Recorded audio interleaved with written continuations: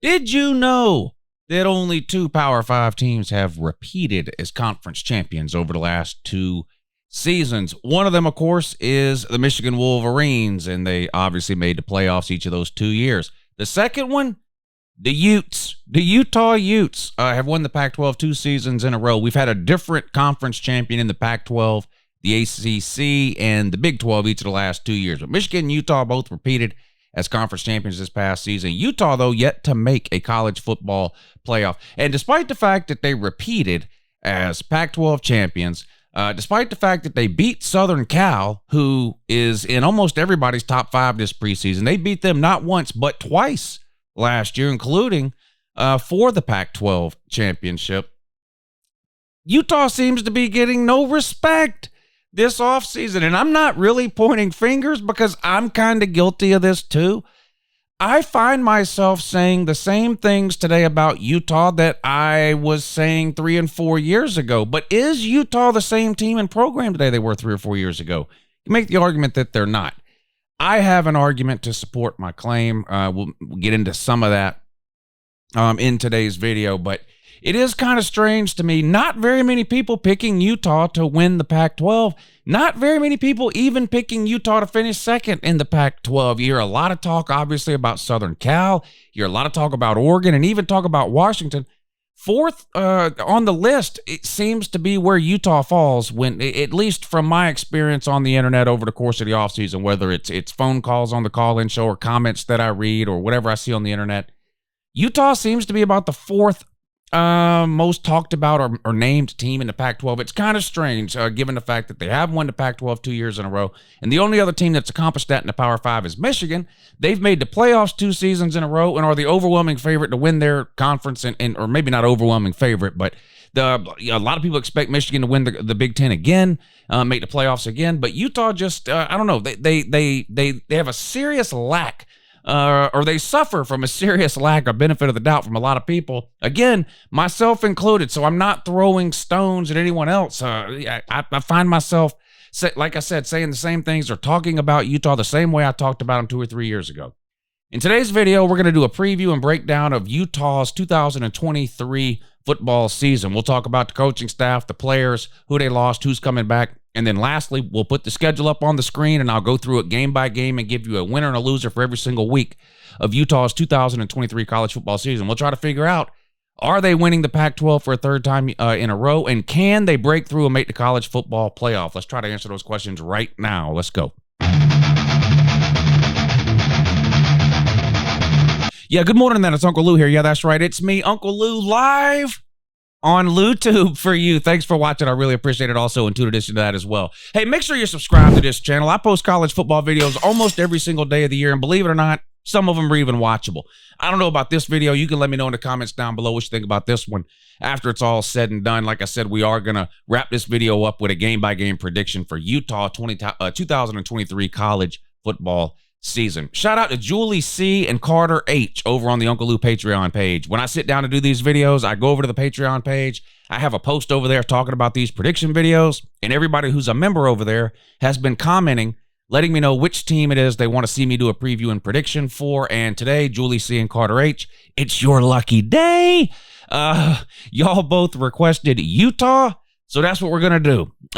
Utah, let's go. All right, we're going to start out with some numbers like we always do when we talk about these teams. This is, I don't know, the 12th or 13th one of these videos, I guess, that I've done so far. There's a playlist on the channel called 2023 Predictions if you want to check out some of the other teams that I've talked about and made predictions for. Here's I'll put a list of them up over here right now. If you want to join up on the Patreon page to help support the channel, that link is in the description of the video. Here we go with some numbers. What do I have Utah ranked heading into the season? Well, I still have one final preseason poll that I do, or ranking that I do around the first week of August. I do 3 rankings every offseason. I do one after the signing days in February. I do one after the spring practices wrap up in April. That's my most current ranking. And then I'll update it a final time the first week of August, which will be my last off-season or preseason ranking. But right now, Utah comes in at number 16 for me. And just like I said at the beginning of the video, that puts them 4th in the Pac-12, even by my own top 25. I've got Southern Cal, Washington, and Oregon all ranked ahead of Utah. And look, there are some legitimate reasons to slap me in the face and ask me what the hell I'm doing or what anybody's doing. I mean, they returned 14 or 15 starters. They won the Pac-12 last year for the second year in a row. They beat Southern Cal not once but twice. I mean, look, it's hard to claim that something is a fluke when it happens twice in the same season. I mean, it just turns out Utah was better than Southern Cal last year. Now, I get it, returning Heisman Trophy winner and prolific offense, and, that's flashy and catches a lot of eyeballs, but Utah is going to be probably the best coach team in the Pac-12 again in 2023, and it wouldn't be the biggest shock in the world if they won it, but I'm as guilty as everybody else of kind of brushing them to the side and almost, forcing other teams to the head of the table in the Pac-12. I've got them at 16. Where do they rank nationally? Well, a handful of national publications do have Utah within the top 10, depending on where you look. And I look all over the place when I get ready to make these videos. I look at all the big name places like ESPN and Fox Sports and Yahoo and all the blogs like Saturday Down South and 24/7 and On3. And I try to get just like a general idea of where everybody has a team ranked. There are a couple that have Utah in the top 10. 9, I think, was the highest that I saw them. 20 was actually the lowest that I saw them. They mostly fall in the 13 to 15 or 16 category, in that range, 13 to 16. Somewhere in there is where they were in the majority of the rankings that I looked up before I did this video. How many games is Utah expected to win in 2023? This, again, is surprising to me. Now, this is a Vegas number, so this is based off of betting. This is what people are actually putting their money down and saying, this is what I think Utah is going to do. Their current win total in Vegas, 8.5. 8.5. It surprised me. I thought it would have been a little higher. Now, they've got a somewhat difficult non-con schedule, which we'll talk about in a second. But 8.5 wins. So you say, well, how do you win 8.5 games? Well, you can't. This is just a betting number. So if you think Utah is going to win more than 8.5 games, which will be 9, right? So 9-3 or better, you would bet the over 8.5. If you think they're going to win less than 8.5 games, which of course would be 8-4 or worse, you would bet under 8.5. This is regular season bets we're talking about. So the 12-game regular season schedule. But the Vegas number, total wins for Utah, 8.5. What about Heisman candidates for Utah? This is a tricky one because Cameron Rising is a great quarterback. He reminds me, honestly, of Max Duggan from last year. If you watched Max Duggan play last year and you've never seen Cam Rising play at Utah, they remind me of each other. Not that they're exactly the same, but neither one of these guys have the most talent in the world. I mean, that's pretty obvious and well known. It's not a knock on Mac Duggan last year, and it's not a knock on Cam Rising this year. But these guys are gritty. They give you everything they have. They both like to scramble and extend plays. If it's 3rd and 8, they're not running out of bounds after gaining 6 or 7 yards. They're just not doing it. They're going to put their head down, and they're going to get that extra yard every single time. They're one of the, Cameron Rising is one of the most fun quarterbacks to watch play football, at least to me. Now, he's coming off of an injury, which we'll get to in a second, but he's got the best odds of any player on Utah to win the Heisman, although they're not very good, plus 7,000. That puts him way back with Brock Bowers. Now, you're saying, well, Brock Bowers is the best player in college football. It might be true, but he's a tight end. So, have to ask yourself, is a tight end really going to win the Heisman? So he's back there with Brock Bowers in terms of his Heisman odds. What about the odds to win the Pac-12? Like I mentioned, they have won the Pac-12 2 seasons in a row, which is just remarkable. Again, just think about any conversation you've had about the Pac-12 this year, or conversations you've had with other people, or other people you've heard talking about the Pac-12. What do they talk about? They talk about Southern Cal and Caleb Williams winning the Heisman and Lincoln Riley being the head coach, and can the defense come around, and can Southern Cal win a national title, right? Then they talk about Oregon and Washington. Can they break through and win the Pac-12? Can they compete with Southern Cal? Are they, sort of potential playoff type teams? Then they talk about Colorado. Oh my God, Deion Sanders. Can he triple his win total and somehow get Colorado to 3-9? How miraculous that would be. And then after they talk about all that, they're like, oh yeah, by the way, Utah's also back and has won the conference each of the last 2 years. They're there too. So it's just weird how all that has worked. But what are the actual odds? 4th. So again, even the Vegas numbers bear this out. These talking points, or lack of talking points, really, that we've heard over the offseason, as it relates to Utah, they're 4th in the odds at plus 500. Washington, just ahead of them, I believe, at like plus 340 or 350, 3rd place odds. Oregon, the 2nd favorite, and Southern Cal, the front runner. National title odds, they're 18th. 18th best odds to win the Natty. And I think even the most, even the friendliest expectations for Utah probably has them not winning a national title. But if you want to bet on these types of things, you can. They have the 18th best odds, plus 7,000, which puts them tied with Wisconsin. So, how do you feel about Wisconsin's odds to win the Natty? According to Vegas, exact same odds. All right, Kyle Whittingham is back to lead Utah again in 2023. One of the most consistent coaches over the last decade or so. He's led Utah from the depths of the Group of Five into the Power Five with the Pac-12, and now back-to-back Pac-12 titles, like I mentioned. Now, they did lose 4 games last year, which may have something to do with why there's not more people just expecting them to run over the Pac-12 for a third straight year. They did lose 4 games, and a couple of the games, you kind of look back and you go, wow, it's kind of hard to believe they lost those. Most notably, I think, week 1 against Florida. Now, I know it was a road game. It had a long way to go. Hot, I guess, down there in Florida, but just hard to imagine that Utah team that we saw playing at the end of the year lost to Florida. I mean, Florida was just an absolute trash fire last year. Lost that one, lost to UCLA, and then beat probably the best team you played, Southern Cal, not once but twice. So a weird year. Utah's got to stop losing those Florida and UCLA type games, not them specifically in any given year, but if you're going to make the playoffs, Utah, I mean, that just can't happen. Not even once, much less twice in the same season, losing to these just games that really got no business losing. It's great that you beat Southern Cal twice, but does it, and you won the Pac-12, so I don't want to say it doesn't matter, but I mean, you're throwing any playoff chances you have out the window when you're losing to teams like Florida and UCLA, even though you beat Southern Cal twice. Got to cut that out. And 4th loss in the Rose Bowl to Penn State, and that, of course, was the game where Cameron Rising got injured, left the game.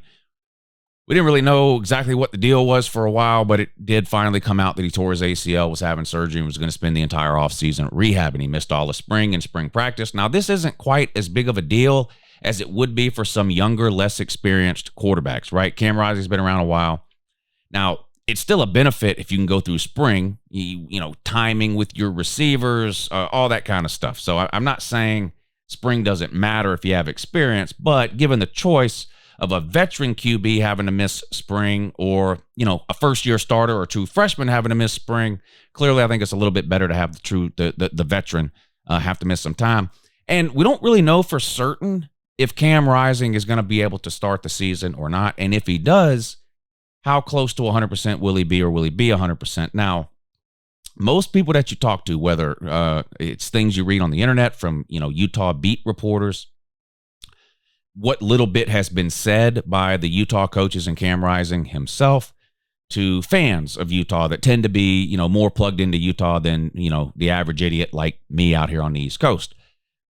I've yet to talk to anybody or read anything that says Cam Rising is not expected to play week 1 against Florida. But there's been no official declaration of that. Nor do I expect that there will be. I don't know what possible benefit it would be to Utah and Kyle Whittingham to come out now, a month from now, or a week before the Florida game to announce to the world that Cam Rising is 100% and good to go. I mean, why not possibly keep your opponents guessing? I tend to think he's going to play. Will he be a 100%? That's the part I'm not sure about. And when it comes to a guy like Cam Rising, I mentioned this earlier in the video, this is a guy that loves to improvise. This is a guy that loves that can run around. This is a guy that, if it's 3rd and 4, he's going to find a way to get you those 5 yards if he takes off running. He's just he's one of the most exciting players in college football to watch to me.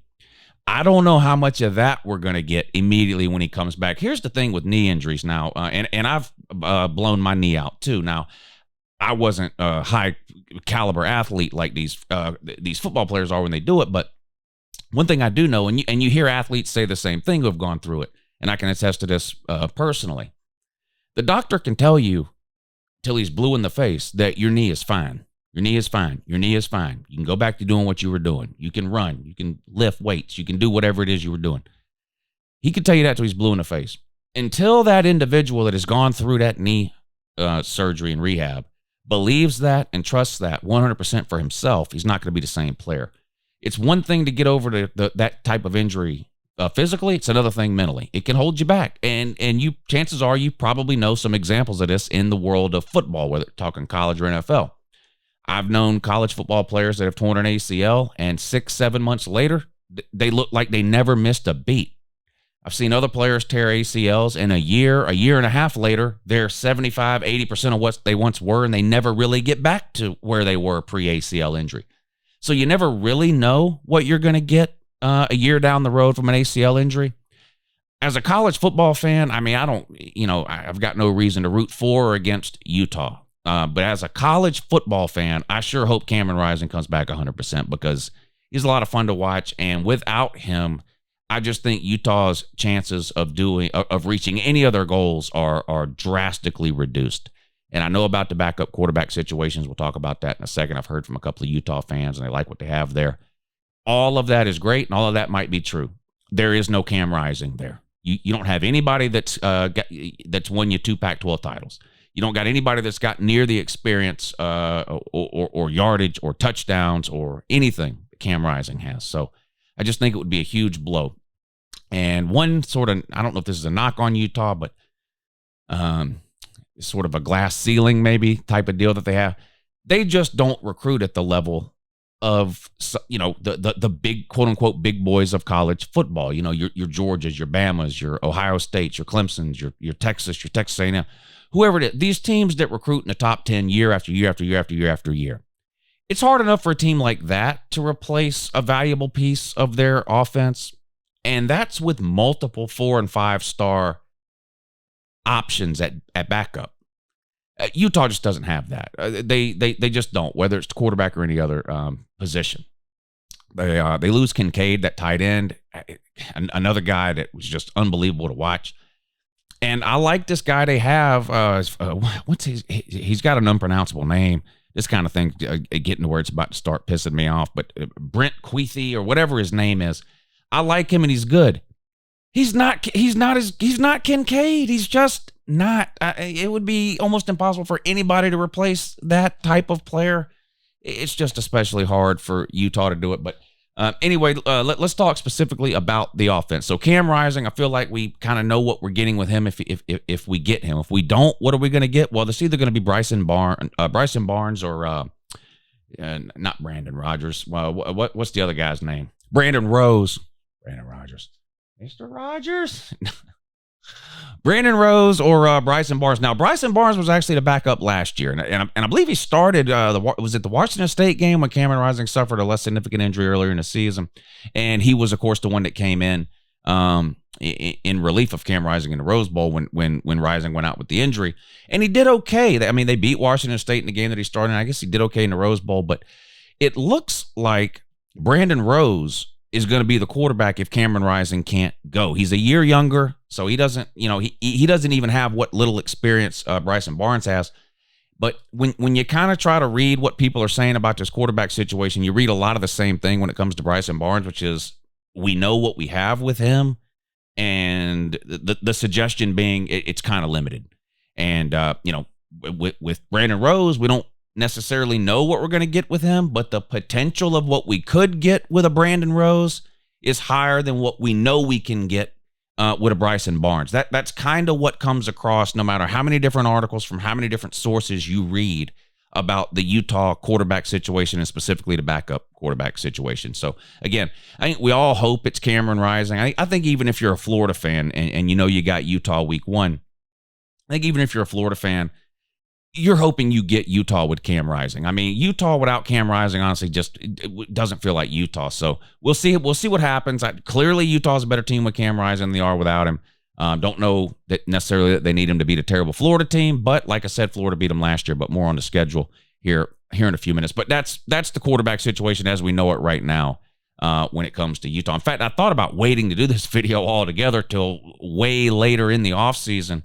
Maybe even in August when maybe we knew something more about the quarterback situation. But the more I sat around and thought about it, I just don't know why Whittingham would come out at any point and voluntarily give us information on Cameron Rising. I mean, it seems to me he's probably going to keep this thing a mystery until kickoff of week 1. So I said, well, we might as well go ahead and just make the video do it best we can with the information that we have. Tight end, I talked about that. I like this guy that replaces Kincaid. He's a 6th-year guy. He's back from an injury too, isn't he? So he's back from an injury too. So he's good. I like him. I don't think he's quite on a Kincaid level, but he's a great security blanket regardless of which quarterback you have. Cameron Rising loves throwing to tight ends, by the way. Utah doesn't have a bunch of a big superstar wide receivers. I mean, they've got some guys that can get the job done. They've got a guy that can run a route. They've got a guy that is a possession guy, can get you 8 yards on a curl on 3rd and 7 if you need to. They don't have really any potential first-round type pick wide receivers on the outside. Not that you necessarily have to have that, but if there's a limit offensively on Utah, I think it's their explosiveness on the outside. You have an interesting running back situation, too. They were real deep at quarterback position last year, so they moved their 3rd or 4th string quarterback, and again with the names, but it's like Jaquindon Jackson or whatever. You know what I'm talking about. They moved him from quarterback to running back, and he looked really good in the spring. Really good. A lot of people aren't going to know this guy when the season first starts because, like I said, he's a recruited and has always played quarterback. But because of some depth issues at running back and sort of an abundance of QBs, he's moved over to the running back position. And I wouldn't be surprised if he ends up being Utah's best running back and one of their best weapons offensively. He's going to be really, really good. All right, now defensively, defensive line should be a strength for Utah. They may be the most veteran defensive line in the entire Pac-12, and it's not just a bunch of veterans who aren't any good. I mean, they've got a 2-time All-Pac-12 defensive lineman that's back. They're going to be really, really good along the defensive front. The secondary could be a little bit of a concern. They lost an All-American cornerback to the NFL draft, and again, because Utah doesn't recruit at the level of some of the more premier teams, their better players that they lose become harder to replace than it does for some of the better recruiting teams. They did what a lot of teams nowadays are doing. They went to the portal to look for help. They brought in a kid from Ole Miss that's played in like 45 games, so he's got a ton of experience. He's probably going to start at another one of those cornerback positions. Safety should probably be a strong suit on the back end for Utah. To get one safety back from a 2-year mission. He played for a year or two, and then you know how these Mormons are. Besides banging on your door for no reason, they have to go and do these 2-year missions. So he comes, he plays football for a year or two, and he was good. He was a starter, and then he said, well, let me go do this for 2 years. Now he's back. So we'll see how much football shape he fell out of during that 2 years while he was gone, but I'm expecting him to start or at the very least play a lot. And then the other safety was an All-Pac-12 guy last year. So I think they'll be good at safeties. A little bit of question mark about the corner position because they're losing the All-American to the NFL. And defensive line, like I said, I think it'll be fine. One of the most veteran defensive lines in the Pac-12. All right, now it's time to talk schedule for Utah 2023. Again, Pac-12 champions last year for the 2nd year in a row, although they did lose 4 games. They played in the Rose Bowl and came up short to Penn State. So looking to take that next step, right? Getting to the Pac-12 title game with a chance to make the playoff, which is something they really haven't done in the last 2 years. They made the Pac-12 title game with multiple losses. Of course, nobody has ever made the 4-team college football playoff with multiple losses. So you got to get to the Pac-12 title game with 1 loss or less, win it, and then kind of just sit back and wait on the rankings to come out the next day, right? How many undefeated conference champions are there? How many one-loss conference champions are there? How many teams are there sitting out there like last year's Ohio State, who obviously was really good, but didn't win their division, but only had the 1 loss, or Alabama a couple of years ago, or whatever the case, or Georgia a couple of years ago, Alabama in whatever, 17. So we'll see. But here's the schedule. We're going to go through it game by game. I'm going to give you a winner and a loser for every single week. All right, they start off with that Florida game, a rematch from last year. This was a home and home. Shout out to Florida. This is going to be their first road game against a Power 5 non-conference opponent since 1991 when they played on the road at Syracuse and lost. Now, Florida has played outside the state of Florida, right, in conference games, though, or neutral site games. This is their first true road game against a Power 5 opponent outside the state of Florida since 1991, 32 years. Florida traveling all the way out to Utah. Utah won this game last year, and a great game. Still, Billy Napier's best win by far. It was all downhill for Florida after week 1 last year. Beat Utah and then just fell off a cliff. Ended up 3-5 in the SEC, a 6-win team on the year, lost to a Pac-12 team in a bowl game that 3 people watched. I think Utah gets revenge and gets the win at home. I just think Florida's going to be worse this year than they were last year. As bad as Florida was last year offensively, we all found out that was with a quarterback that got drafted 4th overall in the NFL, Anthony Richardson. He's gone. In comes Graham Mertz from Wisconsin. This guy's been nothing but a disaster at Wisconsin for the last couple of years. I don't expect him to be much better. At Florida, outside of Ricky Pearsall at wide receiver, Florida really doesn't have any weapons at the outside that scare anybody. They do have a good ground game. ETN can run the ball. There's no question about it, but I still think Florida's rushing offense overall this coming season, 23, will not be as good as it was last year in 22. They lose Anthony Richardson, who, regardless of all his shortcomings throwing the ball, was a danger to take off running on every single play. They had one of the best offensive lines last year, too. They lose 4 of those 5 starters, so they're kind of starting over on the offensive line. So, I like ETN running the ball. I don't think Florida's going to have much offensively, not only in this game, but over the course of the season. I think Utah gets it done at home, gets revenge on their loss they took last year in the Swamp. Utah starts out 1-0. Doesn't get any easier week 2 on the road at Baylor. Now, Baylor was a little disappointing last year, at least in terms of record compared to how they did the year before and making the Big 12 title game and all that. Came up short last year. I'm not expecting a whole lot of improvement out of Baylor this year either. If you're trying to figure out whether Baylor's going to be more like last year's Baylor, 2022, or the year before's Baylor, 2021, where they were pretty good and made the Big 12 title, I think it'll be more like last year's, maybe even a little bit worse. I think Utah can go on the road and beat Baylor.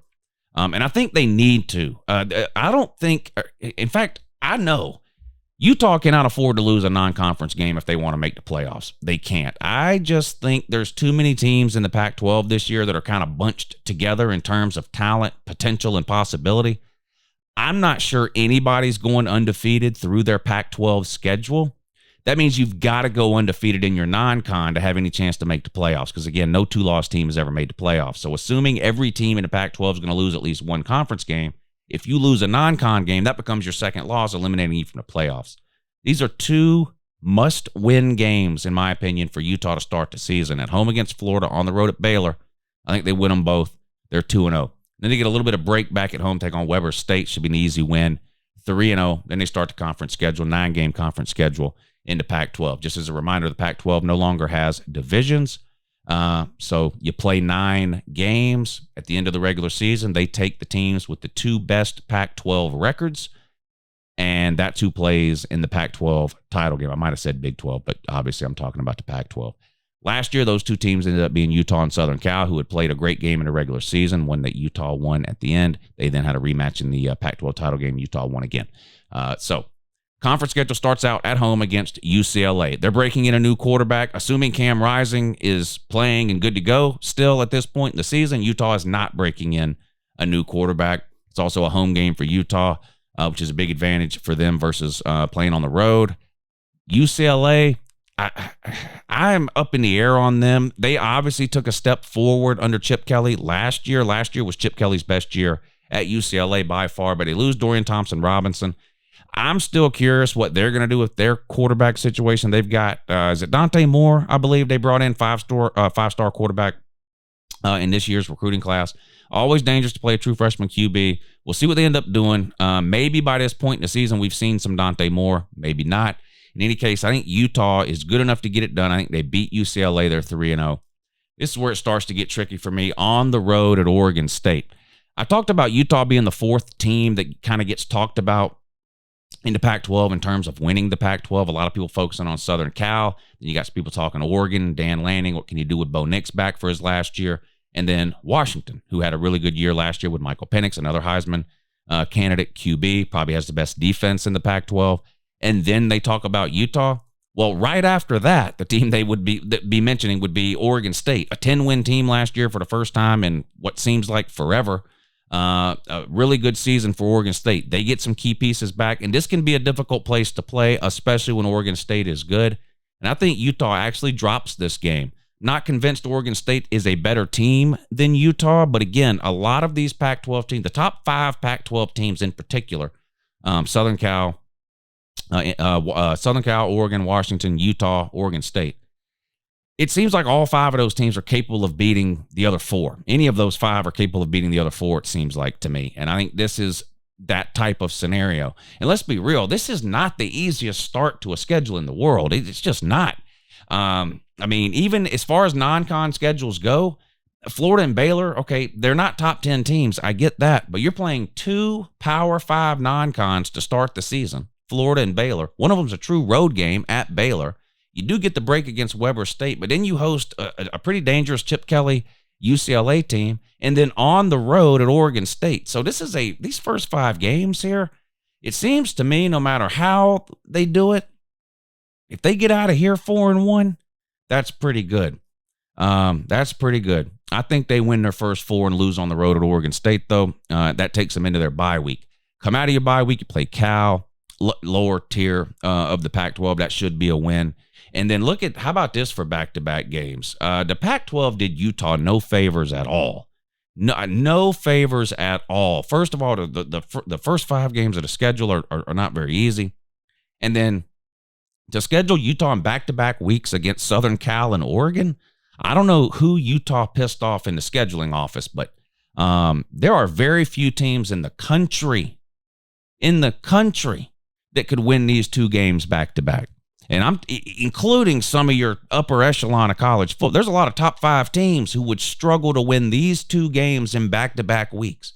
On the road at Southern Cal, home against Oregon. Well, I've already done a Southern Cal version of this video. So if you've seen it, then you know what I'm about to tell you, which is I think Southern Cal wins that game. Now, I know, we've mentioned it a dozen times already. Utah beat this same Southern Cal team not once but twice last year. I get that. Just like with the Oregon State game, I'm not convinced Southern Cal is better necessarily than Utah. I mean, Utah's got a ton of starters coming back. Cam Rising has proven he can go toe-to-toe with Caleb Williams. He's done it not once but twice. I just feel like on the road at Southern Cal, if Southern Cal can't get motivated for this game, Utah cost Southern Cal a trip to the playoffs last year by whipping them in that Pac-12 title game. Southern Cal would have been in the playoffs had they won that Pac-12 title game. They were sitting on 1 loss prior to that. That only loss was to Utah. I just feel like Utah slips up and loses here on the road at Southern Cal. And if you look at the game that you've got next, I mean, like I said, this is just brutal, but I think Southern Cal's defense is going to be a little bit better than it was last year. I mean, I've been watching Lincoln Riley for a long time, going all the way back to his days at Oklahoma. He's yet to field he's yet to field any type of defense at all. It was horrible last year. I think it's going to be a little bit better. How much better? But I call it a feeling. Again, I don't know why nobody gives Utah any respect. And here I know I'm doing. I'm not either. It's the weirdest thing. It's the weirdest thing, but I just feel like Southern Cal wins the game. That's, unfortunately for Utah, their second loss. Yeah, come back home and play Oregon. You could lose this one too. I'm going to give you a win here at home over Oregon. A win against Arizona State at home because they're horrible. But then I have to give you a loss on the road at Washington. Again, maybe it's going to take some getting used to. As an SEC guy, we've had divisions forever. We're getting ready to go away from that now. The ACC has just finally gone away from divisions. Of course, the Big 12's been done away with them for a while. But the Pac-12 is doing no favors to Utah here. Again, the front half of the schedule is just probably as tough of a start to a season as you'll see. 4 or 5 games, 2 non-con Power 5 opponents, one of them a true road game. They've got you playing maybe the best 2 teams in the conference in back-to-back weeks in the middle of the season. You play the top 5. I don't care who you ask about the Pac-12. The teams they're going to name. Now, some may change the order around, but anyone you ask about the Pac-12 is going to give you the exact same top 5 in whatever order. Southern Cal, Oregon State, Oregon, Washington, and Utah. You play every other team in that top 5. It's just unbelievable. I'm going to give you the loss at Washington. I think you beat Arizona, and obviously you'll beat Colorado. They're terrible to close out the season. I've got you at 9-3, a loss at Oregon State, a loss at Southern Cal, and a loss at Washington. That's the other thing. Look at these road games at Baylor. Not a guaranteed win. I picked you to win it because I think you'll win it. Even the home game against Florida. I mean, look, everybody was convinced you'd beat Florida last year and you didn't. I think you will, but I don't know that you can count that as a guaranteed win. At Baylor, definitely not a guaranteed win. At Oregon State, at Southern Cal, at Washington. I mean, and you got Oregon at home, UCLA at home. This is a brutal schedule. I've got you at 9-3. It feels like 8-4 to me. But again, I can't tell if that's just because of the inherent disrespect that I have for Colorado. And I don't know why I have that. But at least I recognize that I have it. I don't know why. I really like Whittingham. He's one of the most respected coaches in the world of college football. Whether you're talking about other coaches' opinions of him or just college football fans in general, like, everyone knows how good of a coach Whittingham is. I think everyone knows how good Cameron Rising is as a QB. I do wish more people would watch the Pac-12, specifically the Southeastern ACC people. I tried my best last year to get people to watch the Pac-12. It's hard work. And some of that's the Pac-12's fault. They were really bad for a long time. They made a series of terrible decisions as a conference. They really didn't want to play during 2020. Let's just call it like it is with that. So their TV, coming on TV at midnight, there's a lot wrong with the Pac-12, but it was great football last year. Maybe the most entertaining conference in the country last year, the Pac-12. And it could be again this year. Watching these 4 or 5 teams, and again, I'll name them one more time: Southern Cal, Oregon, Oregon State, Washington, and Utah. Watching those 5 teams battle it out over the course of the season to see who ends up playing for the Pac-12 title in December is going to be very, very interesting. I've got Utah at 9-3. I don't know what else to do other than apologize to the Utah fans. You're back-to-back Power 5 conference champions, returning 15 starters, including your quarterback, who's one of the funnest players to watch in all of college football. And myself and everybody else just can't keep shitting on you. And yes, predicting Utah to go 9-3 is shitting on them. I admit it. I don't know why I'm doing it. But again, but let's call it like it is. You did lose 4 games last year. Let's not forget. You did lose 4 games. I'm predicting you to go 9-3. Hell, you lose your bowl game, you're 9-4. You've lost 4 games again. Maybe I ain't that dumb. Have a great day.